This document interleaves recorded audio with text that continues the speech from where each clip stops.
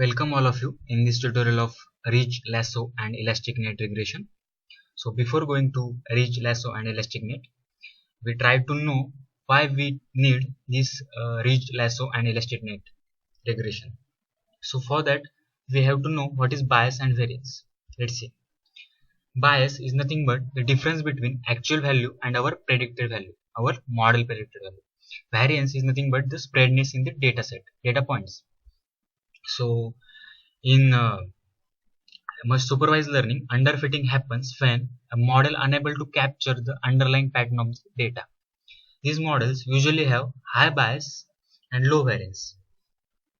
It happens when we have less amount of data to build an accurate model, or when we fit linear model to non-linear data.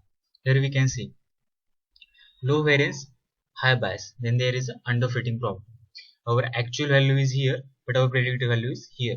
There is a difference between actual value and predicted value. Our predicted value does not map to our target point. In supervised learning, overfitting happens when our model captures the noise along with the underlying pattern in the data. It happens when we train our model with lot of noisy data set. These models have high bias, low bias and high variance. Here we can see there is a spreadness in the data points is high. It is nothing but high variance and low bias. When we say our model is good, when there is a low bias and low variance. Let's see our how our underfitting and overfitting model looks like. This is our overfitted model. Here we can see there is a high variance. This is our underfitted model. Here we can see there is a difference between our actual value and predicted value. This is our predicted value. Red line is our predicted data point, and our blue data point is our actual value. When we say our model is good or balanced model, then there is a low bias and low variance. Here is a model which is actually good and balanced model. Let's see what is model complexity. When we have large number of variables, or when our data is complex, then when complexity of our data is increased, then there is a increase in the variance and decrease in the bias. Here we can see when our model complexity increases, then there is an increase in the variance and decrease in the bias. For that we have to find a optimum point in our model where decrease in the bias is equal to the increase in the variance. That is nothing but optimal complexity data point. So how we tackle this problem of overfitting and underfitting? For that we have to reduce model complexity, or another way is we have to go for regularized regression models, which are like ridge regression, lasso regression and elastic net regression. So first of all we go for ridge regression. So in ridge regression is used to avoid overfitting. What is overfitting? Let's see here in this diagram. Here are our actual data points.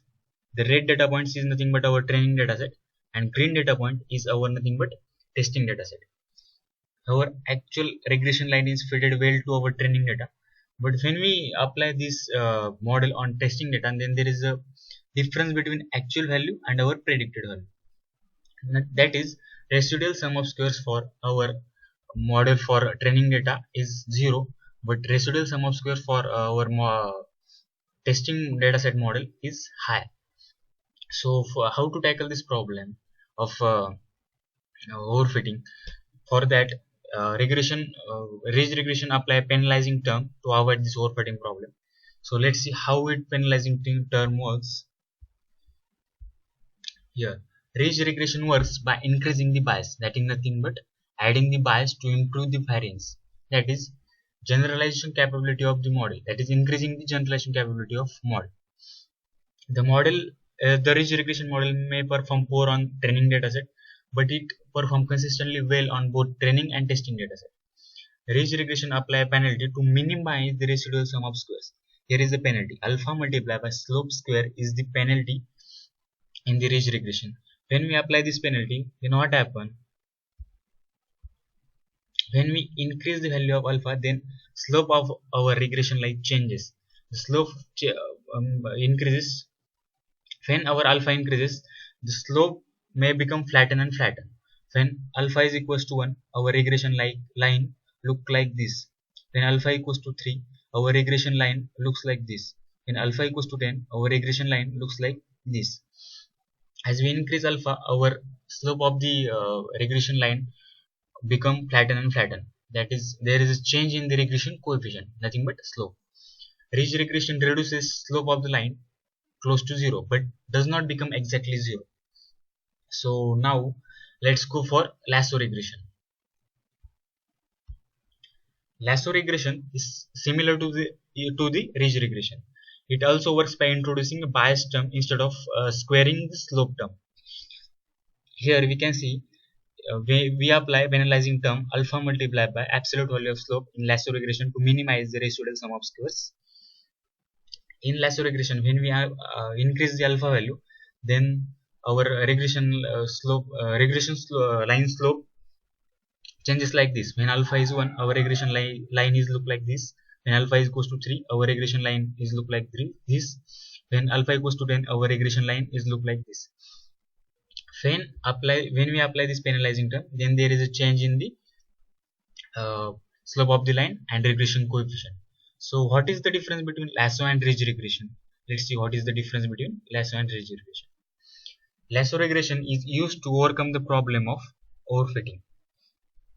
When we have big data or complex data containing large number of variables, some of the variables in our data set may be useless, or maybe there is presence of multicolority. Then we have to apply some remedial for that. In ridge regression, our slope of the regression line reduces close to 0, but in lasso regression, our slope of the regression line become exactly 0. The coefficient term, that is regression coefficient, become exactly 0.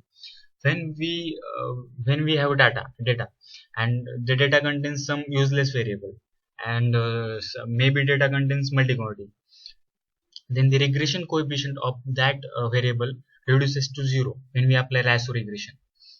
That is nothing but lasso regression apply feature selection also. When we have useless variable or multicollinear variable, then coefficient of that variable, regression coefficient of that variable is reduces to 0. Then automatically the variable is discarded from our model. When the regression coefficient is 0, then our variable is automatically discarded from the model. So now let's go for elastic net regression. Elastic net regression is a hybrid of both ridge regression and lasso regression. In elastic net regression, we try to minimize residual sum of squares by applying this to penalizing term. Nothing but alpha 1 multiplied by absolute value of slope plus alpha 2 multiplied by slope square. Elastic net regression try to shrink the parameter of the variables and try to do feature selection. When alpha 1 is 0, then our elastic net regression model is directly converted to the ridge regression model. When alpha 2 term is 0, then our elastic net regression model is automatically converted to lasso regression model. When we have large data, complex data containing large number of variables, then there should be multicolority, there should be some useless variables. Then we have to go for regularized regression. That is when we have nonlinear data, then we have to go for. Then I suggest you to go for nonlinear regression like this, regularized regression like ridge regression, lasso regression, and elastic net regression. These regression model are fitted quite well to the nonlinear data or complex data. That's why I suggest when we have nonlinear data or complex data, we have to go for ridge regression and lasso regression. So may all of you like this tutorial. So thank you. Subscribe our channel